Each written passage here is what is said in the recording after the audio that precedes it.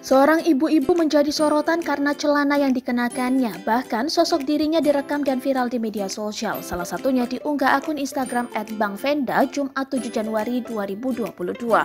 Dalam unggahan itu, ibu-ibu sedang berjalan dengan teman-temannya menuju sebuah mall. Seorang pengguna TikTok dibikin salah paham dengan outfit seorang emak-emak ini di depan mall. Demikian narasi pada postingan itu. Jika diperhatikan dengan seksama, gaya dari ibu-ibu itu bisa menarik perhatian. Bagaimana tidak? Dilihat dari atas biasa saja karena ia mengenakan jilbab biru dan kemeja gelap. Namun ketika mata menyorot pada bagian bawah, langsung bikin salah fokus dan kaget.